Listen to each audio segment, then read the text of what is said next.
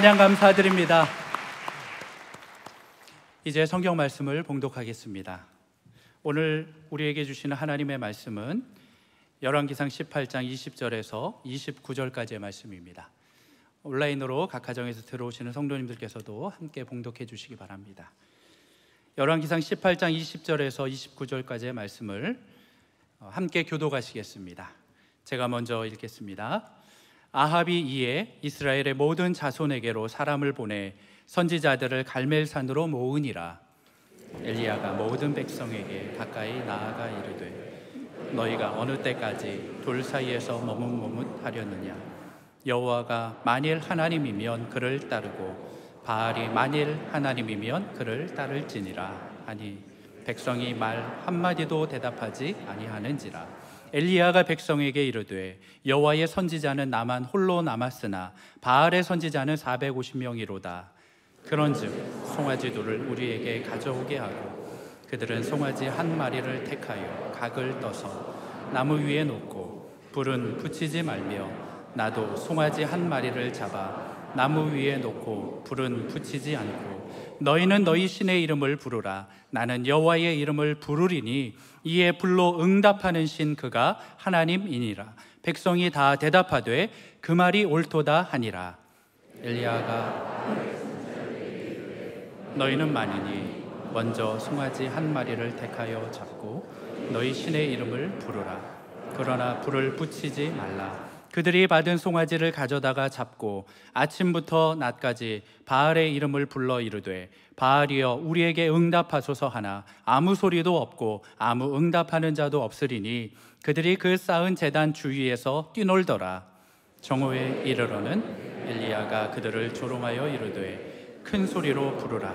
그는 신인즉 묵상하고 있는지 혹은 그가 잠깐 나갔는지 혹은 그가 길을 행하는지 혹은 그가 잠이 들어서 깨워야 할 것인지 하매 이에 그들이 큰 소리로 부르고 그들의 규례를 따라 피가 흐르기까지 칼과 창으로 그들의 몸을 상하게 하더라. 함께 읽겠습니다. 이같이 하여 정오가 지났고 그들이 미친 듯이 떠들어 저녁 소재 드릴 때까지 이르렀으나 아무 소리도 없고 응답하는 자나 돌아보는 자가 아무도 없더라. 아멘. 오늘 너무 추운 날씨인데 이 추운 날씨에 안아주시며 본당에 예배 드릴 수 있도록 이렇게 불러주신, 이렇게 믿음 주시고 환경 주시고 은혜 주시고 건강 주신 주님을 찬양합니다. 오늘 저는 영적 기백에 관해서 말씀을 드리겠습니다. 회복을 넘어 부흥으로 가는 이 과정에 꼭 필요한 것이 뭐냐 하면 영적 기백이라는 것입니다. 이것은 신앙의 엔진과 꼭 같습니다. 여러분 20, 30년 오래된 차라도 엔진이 확실하면 차가 잘 달릴 수가, 끄떡없이 달릴 수가 있는 것입니다. 마찬가지입니다. 우리 개인적으로 나이가 들어가고 또 환경적으로 어려움도 당하고 또 시대도 바뀌고 그거 있지만 그래도 영적 기백이라는 이 화두가 분명하면 나이나 환경이나 지역이나 시대나 리더십이 변해도 상관이 없는 것입니다. 오늘 여러분 찬송하셨잖아요. 믿는 사람들은 주의 군산이 앞서가신 주를 따라갑시다. 정말 오랜만에 찬송하는데 어떤 분들은 막 기백을깍 부르고 어떤 분들은 보통으로 부르고 하여튼 똑같은 찬송도 달라지는데 여러분 영적 기백을 오늘 회복하고 영적 기백에 대해서 여러분들의 삶의 시선이 확실해지는 그런 축복이 있기를 바랍니다. 자, 우리가 이 예수 믿는 사람들에게 영적 기백이 왜 필요한가 그랬을 때 우리 입장에서 회복을 넘어 부흥으로 가는 엔진이기 때문이기도 하지만 우리에게 영적 기백이 필요한 이유가 뭐냐면 우리는 저와 여러분이 예수님을 믿는 그 순간 무슨 일이 벌어지는가? 모든 그리스도인들은 예외 없이 영적인 전쟁터에 발을 디디기 때문에 그렇습니다. 다 영적 전쟁을 하기 시작하는 것입니다. 마귀가 우리 믿는 사람들을 날마다 우는 사자와 같이 달려드는데 우리가 어떻게 폐잔병처럼 또 오합지졸처럼 당나라 군사처럼 그러면 안 되는 거예요. 그래서 예수 믿는 우리들은 이 유람선을 타는 게 아니라 우리는 전투함을 타는 거예요. 이게 영적 전쟁을 우리 앞에 놓고 있기 때문에 그렇다는 것입니다. 그래서 오늘 이 말씀을 가지고 모든 그리스도인들은 마귀가 공격해 올 때 그냥 막무가내 대책 없이 그냥 적당히 이게 우리가 맞닥뜨리는 것이 아니라 오늘 영적 기백을 가지고 모든 영적 전쟁에서 승리해야만 하는 것이에요. 그리고 오늘 구약의 본문을 여러분 잘 아시는 본문인데, 저는 신구약 성경은 살아계신 하나님의 말씀이라고 확실히 믿습니다. 그리고 오늘 이 본문은 21세기 오늘 우리들이 살아가는 우리의 삶의 현장에 주님께서 꼭 필요하셔서 주신 말씀이라고 확신하는 것입니다. 그리고 이것은 영어로 말하면 relevant하다. 오늘 우리의 삶에 꼭 적절하게 와닿아야만 하는 것입니다. 나와 상관이 없다면 무슨 소용이 있겠습니까? 오늘 이 본문을 좀 창찬 살피겠습니다. 오늘 본문은 다윗이 통일 이스라엘을 다스린 지, 다윗 왕이 다스린 지 100년쯤 지난 구약 스토리입니다. 아합의 통치 시대에, 아합을 잘 아신 여러분들, 솔로몬 이후에 이스라엘 왕국은 남북으로 나누어졌습니다. 그리고 오늘 북이스라엘의 아합 왕의 얘기인데, 아합 왕은 하나님 대신에 하나님보다 바알신을 섬겼어요. 여호와 하나님, 만군의 하나님, 유일신 하나님을 섬겨야 되는데, 그 이유가 뭐냐면 죄송합니다, 아내의 영향, 마누라의 영향을 너무 많이 받았습니다. 그 아합의 아내는 그 유명한, 악독하기로 유명한 이세벨이었습니다. 그럴 때 하나님께서는 그냥 그 나라를 그냥 두지 않으시고 엘리야라는 선지자를 예비하시고 그를 사용하셨습니다. 아합 왕의 잘못 때문에 하늘에서 비가 오지 않아갖고 3년이 넘는 기간 동안에 온 나라가 기근이 들어서 온 나라가 고통하는 상황이었습니다. 그리고 오늘 드디어 그 유명한 갈멜산의 전투가 시작된 것이었습니다. 갈멜산의 전투에 오늘 19절에 보니까 바알의 선지자 450명과 그 다음에 아스라의 선지자 400명이 갈멜산으로 모여 나오게 해가지고 소위 850대 1의 영적 전투가 일어나게 된 것입니다. 아마 이 장면을 갈멜산의 전투를 누가 영상으로 촬영을 한다면 아주 드라마틱한 장면을 우리가 촬영할 수가 있을 것입니다. 이런 뜻입니다. 한쪽 편에는 바알 선지자들이 화려한 예복을 입고 서 있습니다. 바알과 아세라 선지자는 자연의 신, 폭풍의 신, 태양신 이런 걸 섬기는, 숭배하는 선지자들이기 때문에 이 사람들이 태양신을 섬기는 그 빛을 발하는 금속 목걸이를 목에 걸고 그 빛이 올 때 반짝반짝하고 말이죠. 그 빛에 눈이 부셔가지고 눈 뜨기 힘들 정도로 그런 대단한 광경을 갖고 있었습니다. 그리고 아합 왕은 왕의 옷을 입고 왕실 친위대와 서 있었습니다. 그 맞은편에 엘리야가 초라한 옷을 입고 수염을 기른 채 지팡이를, 막대기를 들고 서 있는 것입니다. 객관적으로 보면 한쪽은 너무나 위세가 대단해 보였고 한쪽은 너무나 초라했습니다. 한쪽은 너무 찬란했고 한쪽은 불쌍해 보였습니다. 근데 오늘 본문 앞에 17절, 18절에 보니까 아합 왕이 엘리야를 보자마자 뭐라고, 엘리야 선지자를 보자마자 뭐라고 하냐, 17절에 이렇게 나와 있습니다. 이스라엘을 괴롭게 하는 자가 너희냐? 하늘에서 비가 내리지 않는 것이 자기의 잘못인 줄 모르고 엘리야 선지자 때문에 이렇게 잘못되었다고 그렇게 생각하면서 아합 왕이 이스라엘을 괴롭히는 자가 너냐? 그 말을 듣는 순간 그 왕의 위세에, 왕의 어떤 그 신란에, 질타에 주눅들지 아니하고 18절에 엘리야가 대받아치는데 뭐라고 대받아치느냐면, 내가 이스라엘을 괴롭게 한 것이 아니라 당신과 왕과 당신의 아버지 집이 괴롭게 하였으니 이는 여호와의 명령을 버렸고 당신이 바알들을 따랐음이라 그랬습니다. 그러니까 한마디로 영적 기백을 가지고 너가 이스라엘을 괴롭히는 자 아니냐 그랬을 때, 아니라고, 이스라엘을 괴롭힌 자는 내가 아니라 당신이라고 그러면서 불꽃이 튀는 것입니다. 그 왕 앞에서 그 초라한 모습을 한 지팡이 들고 서 있는 그 엘리야가 기가 죽지 아니하고 자기를 비하하거나 부끄러워하지 않고 영적 기백을 가지고 눈동자 하나 흔들림이 없이 탄탄하게 서 있었습니다. 할렐루야. 그리고 이제 850명, 아까 바알 선지자 450명, 아세라 선지자 400명, 850명과 함께 이제 대결을 하자고. 당신들이 믿는 하나님이, 당신이 믿는 바알신이 진짜면 그걸 따르면 되는 것이고, 우리가 믿는, 내가 믿는 하나님이 진짜면 그걸 따르면 되는 것이다.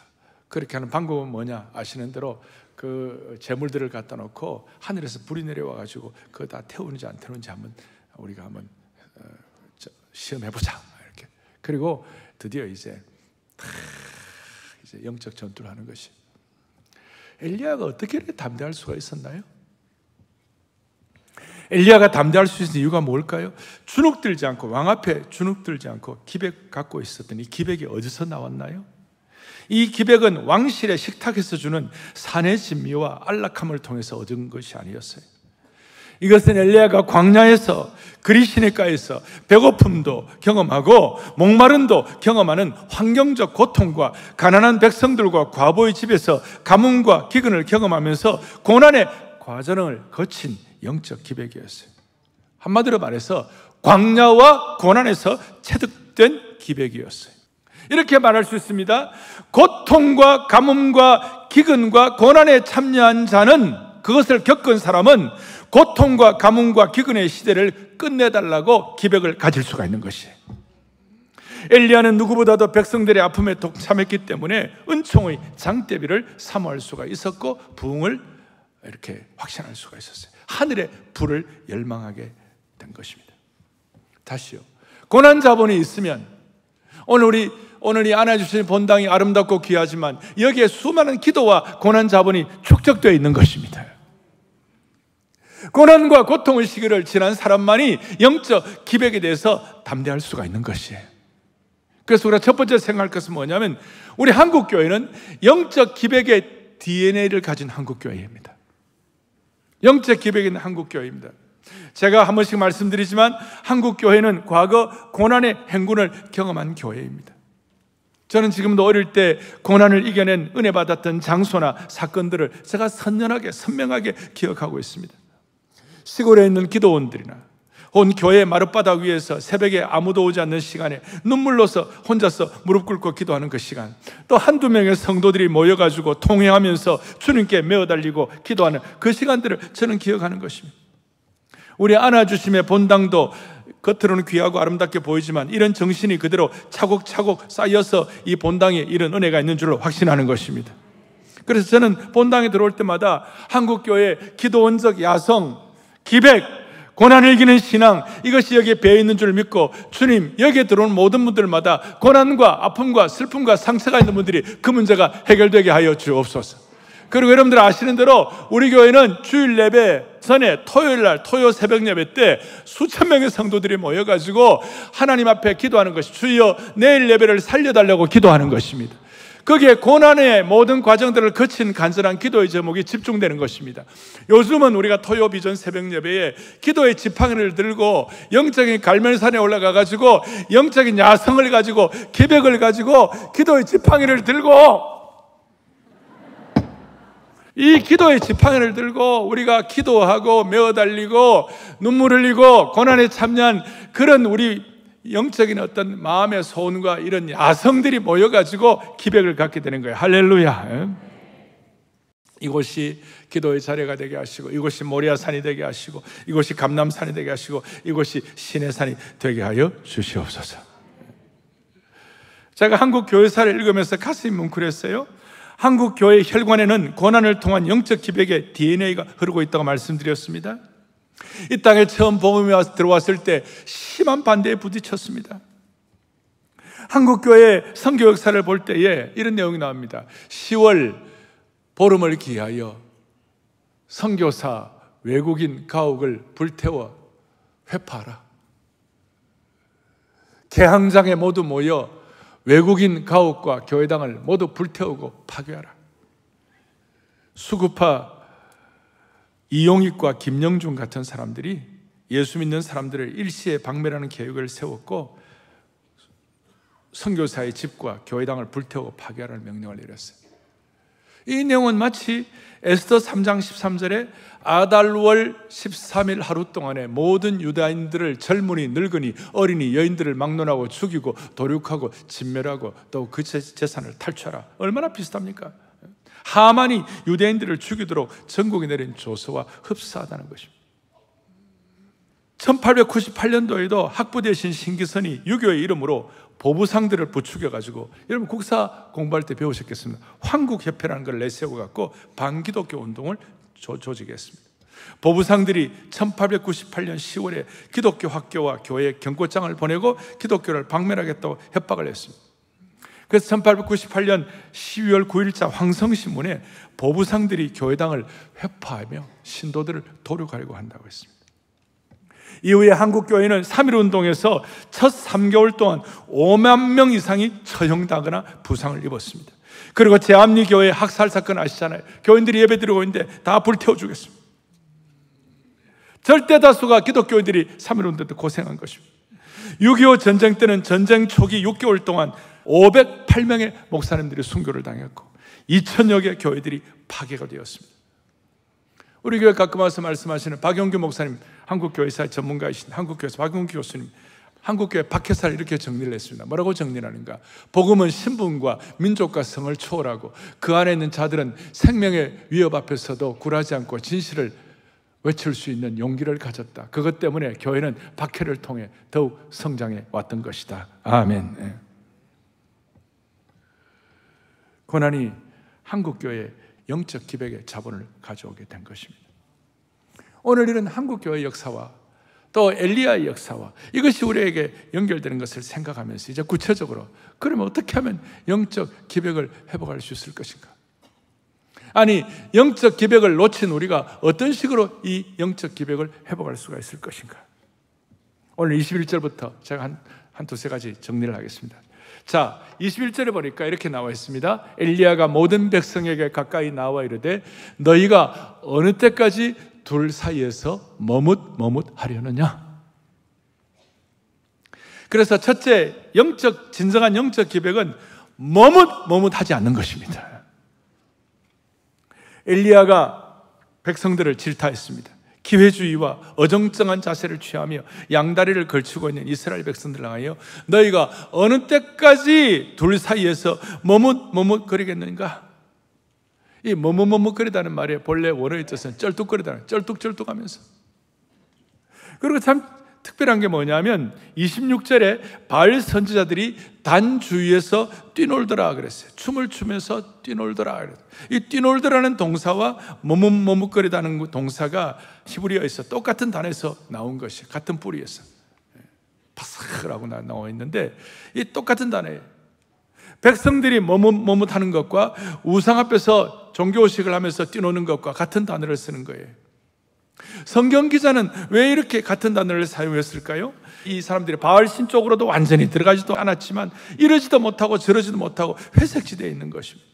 그러니까 기백이 안 생기는 거예요. 영적 담력이 안 생기는 거예요. 종교 다원주의 가운데서 그 리버럴한 데 가운데서 담력이 안 생기는 거예요. 이렇게 말할 수 있습니다. 여러분과 제 혈관 속에서 영적 기백의 DNA가 흐르게 하려면 머뭇거리면 안 되는 것이에요. 오늘 저와 여러분들이 머뭇거리고 있는 것이 무엇입니까? 주님이 요구하시는 것에 대해서 우리가 민감해져야 되는데 여러분 다른 신들을 따르지 말고 주저하지 말고 하나님과 우상 사이를 왔다 갔다 하지 말고 오늘 결단해야 할 것이 무엇이 있을까요? 회색 지대는 없습니다. 오늘 하나님께서는 우리에게 바알을 택할 것인가 하나님을 택할 것인가 둘 중에 하나를 결정하라는 것입니다. 지난 수천 년 동안의 복음의 역사는 하나님을 선택할 것인가 아니면 바알을 선택할 것인가. 조기철 목사님이 감옥 가기 전에 장로교 목사님들과 함께 금강산 수양관에서 총회 수양회를 했는데 그때 주 목사님의 설교가 그대로 지금 남아 있습니다. 그 제목이 뭐냐면 예언자의 권위였습니다. 한국교회가 엘리야처럼 영적 권위를 회복할 것을 주 목사님이 촉구를 했습니다. 주 목사님 이런 말씀하셨어요. 여러분들도 엘리야의 신앙, 엘리야의 기도가 있으면 엘리야의 권능과 선지자의 권위와 담대함을 회복할 수 있을 것이다. 생사 여탈의 대권을 잡은 임금 앞에서도 두려워하지 아니하고 그 죄를 책망하는 엘리야는 일사각오의 기백을 가졌다. 오늘 이 예배를 드리면서 이런 설교가 쉽지는 않은데 여러분과 제가 이 시대를 향하여 영적 기백을 가지고 일사각오를 가진다면 우리 앞에 있는 수많은 담들이 돌파가 될 것입니다. 어정쩡한 상태에 있는 젊은이들이 이 자리에 계시다면, 아니 어른들 여러분, 어느 때까지 둘 사이에서 머뭇거리겠습니까? 여호와냐 바알이냐, 그것을 선택하는 것이 부흥이고 영적 기백이고 일사각오가 되는 것입니다. 이런 기백이 있으니까 엘리야가 여유가 있었습니다. 여유가 있으니까 어떻게 보면 유머가 있는 것입니다. 바알이여 우리에게 응답하소서 막 그렇게 하니까 아무 소리도 없고 아무 응답하는 자가 없으니까 27절에 무슨 일이 벌어집니까? 정오에 이르러 엘리야가 그들을 조롱하여 이르되 큰 소리로 부르라. 그는 아마 묵상하고 있는 거 아닌가, 아니면 어디 저 놀러 간 거 아닌가, 그런 식으로 조롱을 하고, 아니 잠이 들어서 깨워야 할 것이 아닌가, 다른 나라로 휴가 간 거 아닌가, 이런 거 다 여유가 있는 것입니다. 엘리야가 조롱이란 말, 이 조롱이란 말은 성경에서 자주 쓰는 말은 아니죠. 다 사실 신앙적으로 볼 때 우리가 쓸 단어는 아닌 거예요. 그러나 한 번씩은 영적 기백이 있을 때는 장소에 따라서 성령 역사를 통해 가지고 거짓신을 섬기고 자신을 망가뜨리는 사람들을 향하여 이런 거룩한 조롱도 필요하다는 것이. 그리고 이제 드디어 30절에 다 내게로 나오라. 그러고 난 다음에 백성들에게 내게로 나오라 하고 난 다음에 증인이 되어달라고 요청하고 살아계신 하나님의 역사를, 영적 기백을 가지고 확신했기 때문에 하늘에 불이 떨어지도록, 그리고 하늘에 불이 떨어져서 엘리야의 기도를 들으시고 돌과 흙까지 태운 줄로 확신합니다. 어느 시대에 돌과 흙까지 태워질 시기가 어디 있겠어요? 자, 이런 내용들을 가지고 두 사이에서 머뭇거리지 않으려면 여러분 두 가지가 필요합니다. 한 가지는 뭐냐? 세상의 숫자보다도 하나님의 숫자에 더 민감하면 되는 것이에요. 이제 중요합니다. 우리가 생각할 것은 엘리야가 850대 1의 숫자만 생각했으면 아마 어떻게 담대함과 영적 기백을 가질 수가 있었겠습니까? 사람들은 850대 1을 가지고 엘리야 850대 1 하나밖에 안 되는 엘리야를 초라하게 불쌍하게 생각했을지 모르지만, 엘리야는 오히려 반대로 하나님 없는 850명을 불쌍히 여긴 것입니다. 이 원리는 지금도 조금도 변하지 않습니다. 세상은 100명이 1000명을 당하고 작은 자가 강국을 이루고 약한 자가 강국을 천을 이루는 이 원리 잘 모릅니다. 신명기에 보면 무슨 내용이 나오는가? 하나가 천을 쫓으며 둘이 만을 도망가게 하는 영적 기백이 있다는 것입니다. 이걸 세상 사람들은 몰라요. 그러니까 하나님 나라의 원리는 다시요, 하나가 열이 둘이 만을 당하는 것입니다. 그러니까 이 영적 기백의 공식인데, 공식이 뭐냐? 850명 곱하기 하나님 없으면요, 그러니까 850명 곱하기 제로는요, 제로예요. 그런데 이게 850명 선지자, 이제 바알과 아세라 그 이방 거짓 선지자들 850명이 되어도 진짜 제대로 하나님 없으면 제로가 되는 거예요. 이게 공식이에요. 근데 반대로 엘리야 한 명이지만 곱하기 3이 되는 거예요. 왜냐하면 성삼위 하나님이니까. 곱하기 3이 되는 거예요. 그래서 저는 3을 좋아합니다. 마음 맞는 사람 3명만 모이면 나라도 세운다. 이런 3의 은혜가 12명이 되고, 이 12명이 뭡니까? 70명이 되고, 120문도가 되고, 300명 기도원 용사가 되고, 500여 예수님을 성취하는 형제가 되고, 그 다음에 3000명의 변화된 사람이 되고, 7000명 바알에게 무릎 꿇지 않는 하나님의 백성이 되는 것이에요. 이게 영적 기백을 향한 독특한 공식이에요. 변화산상에서 예수님이 베드로와 야고보, 요한 셋을 데리고 올라가요. 3명씩 그렇게 12제자 3 곱하기 4로 나누게 하시고, 하여튼 다시 한번요, 850 곱하기 하나님 없으면 뭐가 된다고요? 제로예요. 꽝이에요. 죄송합니다. 꽝이에요. 꽝. 그리고 나은 사람 곱하기 성삼위 하나님 뭐가 된다고요? 3이 되는 것이에요. 사도행전을 보면 참으로 놀라움을 금할 수가 없는데, 하나님은 그저 그런 다수의 사람을 쓰시는 것이 아니라 영적 기백으로 무장된 몇 명의 사람을 쓰시는 거예요. 바울을 비롯한 몇 명의 사람들이 자기 곱하기 성삼위 하나님이 되니까 사도행전 17장 6절에 무슨 내용이 나는가? 천하를 어지럽게 하는 이 사람들이다. 그 바울이 전한, 그 3명이 전한, 그 바울 초대교회의 그 강력한 영적 기백인 사람들이 전한 그 복음 앞에 대로마 제국이 항복을 하게 된 것입니다. 이런 사람들을 일으켜서 히브리서에서는 뭐라고 말씀하는가? 히브리서 11장 38절에 이런 사람은 뭐하지 못하느라? 세상이 감당하지 못하느라. 여러분, 영적 기백을 가지면 세상이 감당하지 못하는 사람들이 되는 것입니다. 이건 너무나 오늘 아주 영적인 어떤 핵심 중에 하나예요. 이 한 해 동안 여러분 많은 사람들이 이런저런 얘기를 많이 하고 전문가라는 분들이 이런저런 예측을 많이 합니다. 그런데 우리는 영적 기백을 가지고 우리들은 또 다른 차원의 우리는 삶을 살아야만 하는 것이에요. 다시 한번 우리는 한 알의 사과씨를 가지고 수백 개의 열매를 볼 줄 아는 하나님의 사람의 눈, 영적 기백이 필요한 것입니다. 수천 그루의 나무로 울창해진 숲도 한 토로의 도토리에서 비롯된 것입니다. 하나님의 사람은 한 토로의 도토리 가운데서 수천 그루의 나무를 보고 한 토로의 도토리 속에서 울창해진 숲을 보는 기백이 필요한 것입니다. 하나님은 한 알의 사과씨를 가지고 수백 개의 열매를 볼 수 있는 기백을 가진 사람들을 주님은 지금도 찾고 계시는 것이에요. 지금도. 오늘 우리 가운데 남 모르는 큰 짐을 가지고 고통하는 분들 있으시면 오늘 이 영적 기백의 회복의 은혜를 주시기를 바랍니다. 자, 제가 지금 뭘 말씀드렸습니까? 두 사이에서 왜 머뭇머뭇거리느냐? 기백 회복. 두 번째로 뭐냐면 영적 기백의 독특한 공식. 수많은 것 곱하기 하나님 없으면 제로지만 우리가 아무것도 아니지만 우리 하나를 써도 성부, 성자, 성령 하나님 역사하시면 우리에게 놀라운 일이 일어나는 것이에요. 그런데 오늘 제일 중요한 클라이맥스가 있어요. 엘리야가 만약에 나만 홀로 남았네, 바알에게 무릎 꿇지 않은 사람 7,000명 있다 하더라도 이 시대는 지금 다 동굴에 숨어 있었어요. 아무도 보이지 않고 나만 홀로 남았네. 그렇게 하면서 이제 내 힘 갖고는 아무것도 안 되겠다 이렇게 생각하고 그냥 그대로 쓰러져 버렸으면 아무 일도 일어나지 않았을 것이에요. 그런데 엘리야는 오늘 이 순간만은 무슨 일이 일어나는가? 문제 지향이 아니라 가능성 지향의 사람이 된 것이에요. 다시요. 문제 지향이 아니라 가능성 지향의 사람들이 영적 기백을 가질 수가 있는 것이에요. 나 혼자만 어려움을 싸움을 하고 있네.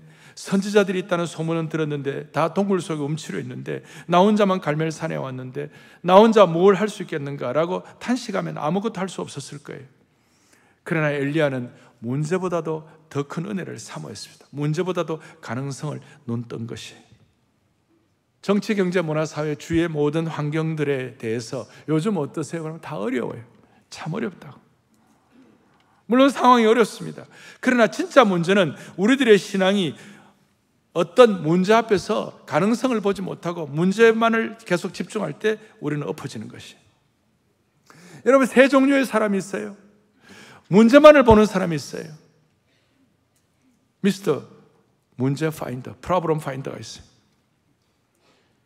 또 어떤 사람은 문제를 볼 정도가 아니라 문제를 계속 확대 재생산시키는 사람이 있어요. 프로블럼 매그니파이어, 프로블럼 메이커 되는 사람이 있어요. 심지어 이런 말 들어봐요. 기빙수, 기도 제목을 빙자한 수자. 그래갖고 계속 문제를 확산시키는. 그런 사람들은 결국 문제 증후군에 걸리고 문제 지향의 사람들은. 세 번째는 어떤 사람이 있습니까? 문제를 해결하는 사람이 있어요. 문제 해결의 가능성을 바라보는 자. 가능성을 프로블럼 솔버죠. 문제를 해결하는 사람. 오늘 이 자리엔 여러분들은 문제만을 보는 사람, 문제를 확대 재생산하는 사람이 아니라 문제를 해결하는 사람 되기를 바라는 것이에요. 그럴 문제 지향이 아니라 가능성에 대해서 눈이 열려야 되는 거예요. 여러분, 이 세상에 문제없는 교회, 문제없는 성도 어디 있겠어요?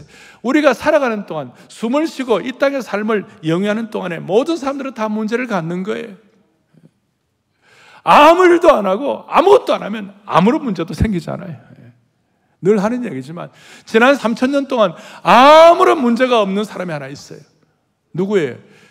지난 3년 동안 이집트 미이라, 3,000년 동안의 미이라는 아무런 문제가 없는 것이에요. 다 아는 내용 아닙니까?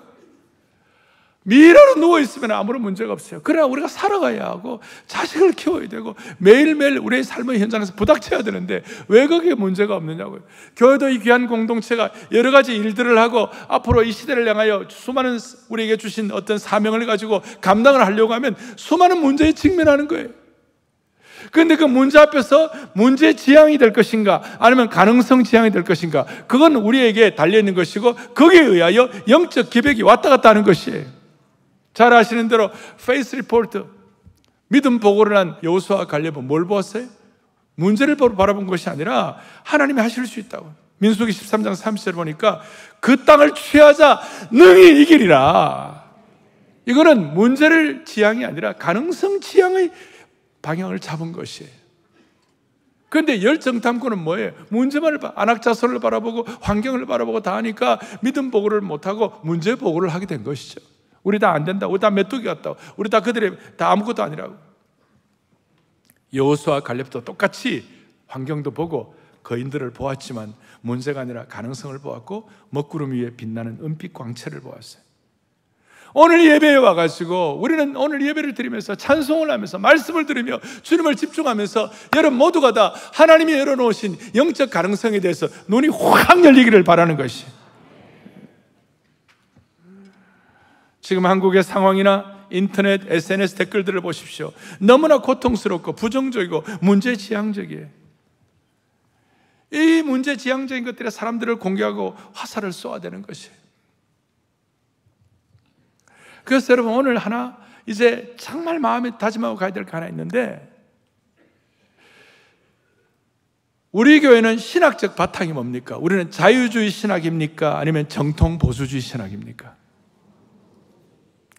우리 인간은 자유를 갖고 다 좋은데 하나님 앞에서 살아계신 하나님 지난 수천 년 동안 주신 이 신앙의 흐름이 있는데, 이 자유주의 신학은 소위 리버럴 띠알라지는 뭐냐면 인간의 똑똑함, 인간의 지혜, 인간의 판단, 인간의 능력을 더하고 인간의 이성의 틀 안에서 성경을 판단하는 거예요. 그러니까 성경의 기적은 안 믿어지는 거예요. 예수님 부활 사건도 안 믿어지는 거예요. 성경의 능력도 안 믿어지는 거예요. 소위 성경의 모든 가능성에 대해서 문을 닫아버린 거예요. 인간 무슨 긍정적 마인드다, 적극적인 사고방식으로 하는 거예요. 다른 차원을 제가 말씀드리는 거예요. 적극적 사고방식이나 긍정적인 것은 내가 내 중심이 돼가지고 내가 힘을 내고 내가 어떤 생각을 하고 좋은 어떤 행운을 얻고 이런 거예요. 그거 아니에요. 우리는 중심은, 우리 가능성의 무게의 중심은 뭐냐면 하나님이 하실 수 있느냐 없냐, 그게 두는 것이에요. 근데 자유주의 신학자들, 소위 리버럴 띠알라지를 하는 사람들은 다시 한번 얘기합니다. 하나님의 능력을 경험하는 문을 닫아버렸어요. 다른 말로 하면 영적 기백을 가질 수 있는 기회를 박탈한 것이에요. 사랑의 교회의 신학적 바탕은, 우리는 자유주의 신학의 바탕이 아니라 우리는 뭐예요? 정통 보수 신학의 바탕에 서 있는 것이에요. 우리는 성경의 기적을 믿습니다. 구약의 기적을 믿습니다. 하나님의 능력과 은혜는 오늘도 여전히 임한다고 믿습니다. 우리는 너무나도 발달된 과학화된 이 시대에 살고 있기 때문에 우리의 프레임은 안 된다고 생각하는 것이 많이 있어요. 똑똑한 사람일수록 문제에 대해서 더 예민한 것이죠. 그러니까 똑똑한 사람일수록 기적이 안 일어나요. 그러나 사랑의 교회에 있는 똑똑한 분들은 하나님을 향하여 문제 지향이 아니라 가능성 지향에 눈을 열어놓고, 우리는 자유주의 신학이 아니라 하나님의 가능성에 대한 기회의 문을 열고 영적 기백을 회복해야만 하는 것이에요. 다시요, 우리가 추구하는 가능성 지향은 세상의 적극적 사고방식이나 긍정의 마인드가 아니에요. 세상의 적극적 마인드는 자신의 잠재된 능력, 자신에게 주어진 행운, 이걸 포인트를 찾지만 우리 성도의 가능성 지향은 전적으로 예수님께 초점이 맞춰 있는 것이에요. 성경에 보면 문제 지향이 아니라 가능성 지향의 대표적인 인물로 마태복음 8장 2절에 나병 환자는 주여 원하시면 저를 깨끗하게 하실 수가 있나이다. 나병 환자가 어떻게 낫습니까? 근데 하나님이, 주님이 하시면 가능하다는 것입니다. 가능성을 주님께 두는 것입니다. 마가복음 5장 28절에 혈루병 여인 수많은 인파 가운데서도 예수님께 가까이 나가는 것 자체가 어려웠지만 그가 예수님의 옷에 손을 대면 구원을, 뭐라고 나왔습니까? 이는 내가 그의 옷에만 손을 대어도 구원을 받으리라 생각했다고. 제자들이 가까이 오지 못하게 하려, 예수님이 경호하는 사람들 가까이 오지 못하게 다 뿌리치고 그냥 가까이 오지 못하게 이렇게 막았지만, 그 여인은 뭐예요? 예수님의 옷에만 손을 대어도, 이 가능성 지향에 정말 베스트 오브 베스트예요. 오늘 주님의 옷자락에만 손을 대어도 낫겠다고 하는 그런 마음이 여러분들이 주어지기를 바라는 것이에요. 절정이 뭐냐? 마가복음 7장 26절이에요. 수르보리게 족속 여인이에요. 귀신 들린 딸, 자기 딸에게서 귀신 쫓아내 주기를 간구하거늘 예수께서 이르시되 자녀들에게 배불리 먹게 하지 개들에게 던지는 게 마땅치 않아요. 어떻게 모욕 중에는 모욕에 되어 있습니까? 근데 28절 여자가 대답하여 이르되 주여 옳소이다마는 상아래 개들도 아이들이 먹던 부스러기를 먹나이다. 가능성 지향의 극치입니다. 오늘 우리 가운데 나병 환자나 12의 혈류증 하는 여인이나 이 수르부르의 여인, 자기 딸이 귀신이 들었어요. 이것보다 형편이 어려운 사람 어디 있습니까?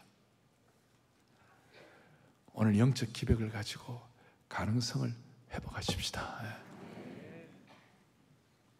제가 일이 잘 안 하는데 오늘은 영적 기백이 필요하니까 여러분 마음의 지팡이를 드시고 다들 하나님 앞에 기도 용사된 나에게, 주의 용사된 나에게 주의 일을 맡겨 주십시오. 이런 찬양을 통하여 여러분들 영적 기백을 가지고 주님 앞에 나아가십시다. 오늘 제가 여러분들의 형편과 처지를 다 모릅니다. 자, 보세요. 수많은 사람들이 아까 예측을 하고 있어요.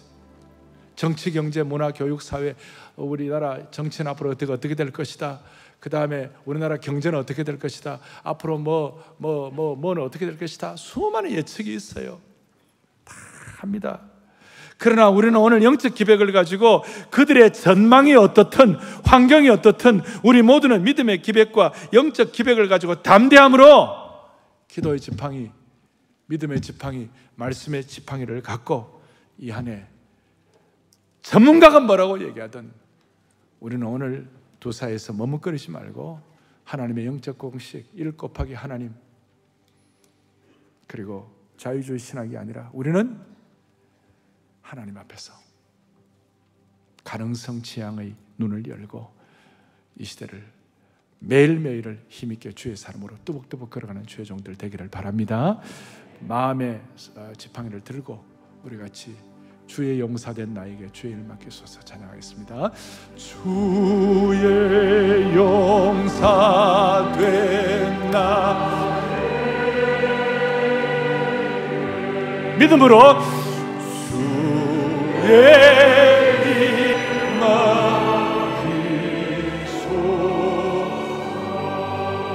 기도 용사된 나에게 기도 용사된 나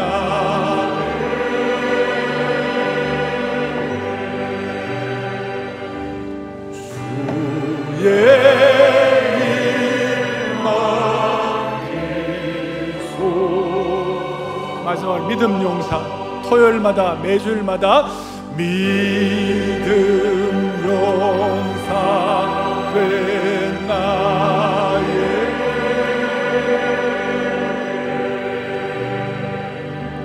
주의 일 맡기소서.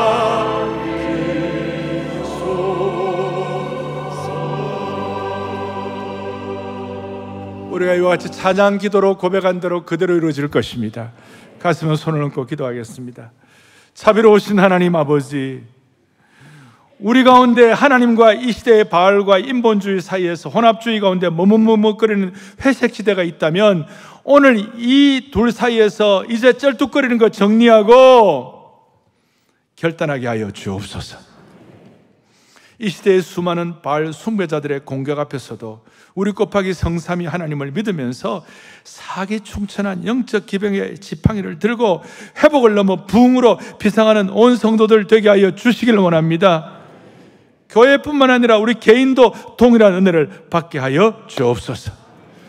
그리하여 이 땅 위에 회복을 넘어 부흥이 임하는 것을 우리 생에 목도하는 은혜를 받게 하여 주옵소서. 우리 주 예수 그리스도 이름 받들어 간절히 기도 올리옵나이다. 아멘.